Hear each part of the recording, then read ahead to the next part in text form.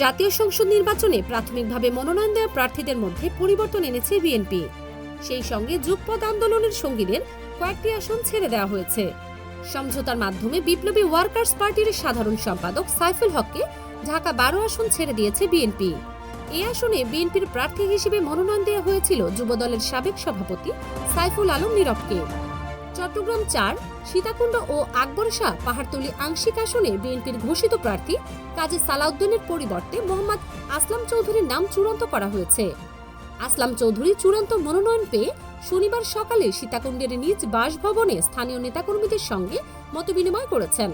তিনি বলেন, দল আমার উপর যে আস্থা রেখেছে তা আপনাদের ত্যাগের ফসল।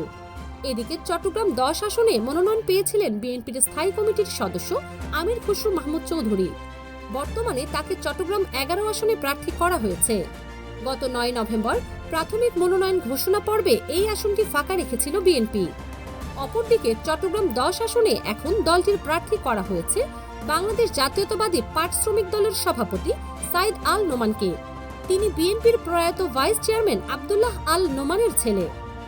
যশোরের 6টি আসনের মধ্যে 4টিতেই প্রাথমিকভাবে মনোনয়ন দেওয়া প্রার্থী পরিবর্তন করেছে বিএনপি। যশোর 1, শার্শা আসনে বিএনপি প্রথমে মনোনয়ন দেয় দলের কেন্দ্রীয় কমিটির সাবেক দপ্তর সম্পাদক মফিকুল হাসান তৃপ্তিকে। পরিবর্তন করে সেখানে মনোনয়ন দেয়া হয়েছে শার্শা উপজেলা বিএনপির সাধারণ সম্পাদক নুরুজ্জামান লিটনকে।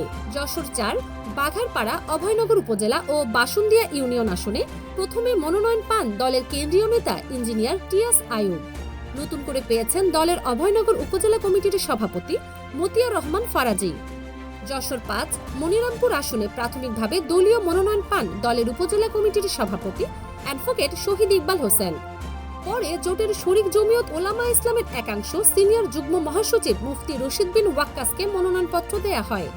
যশোর 6, কেশবপুর আসনে মনোনয়ন পেয়েছিলেন দলের কেন্দ্রীয় সদস্য ছাত্রদলের সাবেক সভাপতি কাজী রওনকুল ইসলাম শ্রাবণ, কিন্তু তাকে পরিবর্তন করে দলের কেন্দ্রীয় সদস্য ও উপজেলা কমিটির সভাপতি আবুল হোসেন আজাদকে মনোনয়ন দেয় দলটি।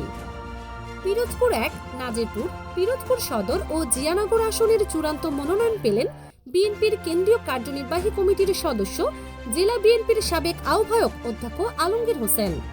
শনিবার 27 ডিসেম্বর বিকেলে বিএনপির কেন্দ্রীয় কমিটির মহাসচিব মির্জা ফখরুল ইসলাম আলমগীর স্বাক্ষরিত মনোনয়নপত্র দেয়া হয়। এর আগে বিএনপির জোটভুক্ত জাতীয় পার্টির কাজী জাফর চেয়ারম্যান সাবেক মন্ত্রী মোস্তফা জামাল হায়দারকে মনোনয়ন দেয়া হয়।